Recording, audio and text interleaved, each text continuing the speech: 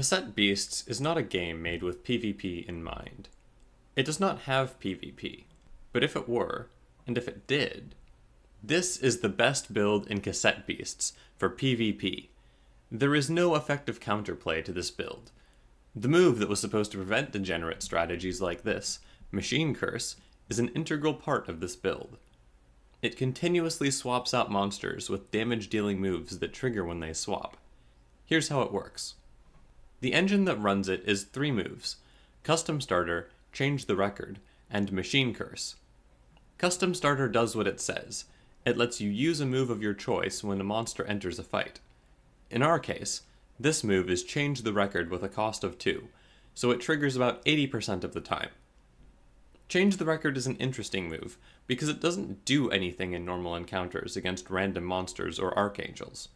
It's only useful when fighting other trainers. It causes your opponent to forcibly swap to one of their other tapes randomly.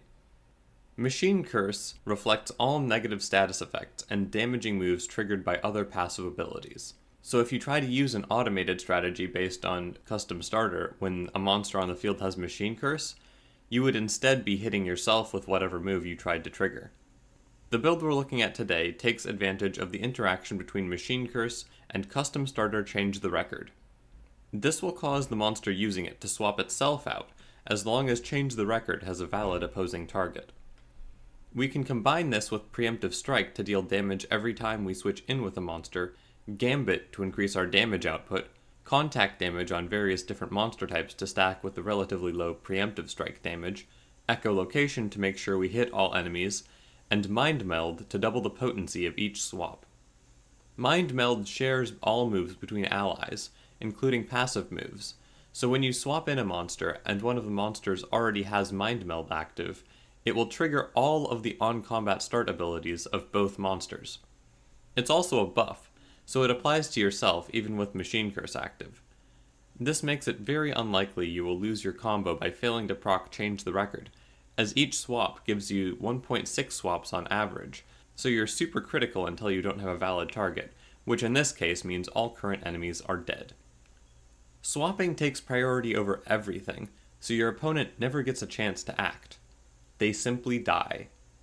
There are a few ways you can try to counter this, but they all have major downsides. The first, and most effective, is by fusing your tapes on the first turn.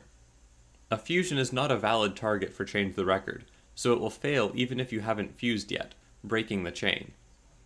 This still requires that both your monsters survive the initial barrage of preemptive strikes to work, so you will want to spec defensively. Another way you can try to counter this is with stacked high damage self-destructs.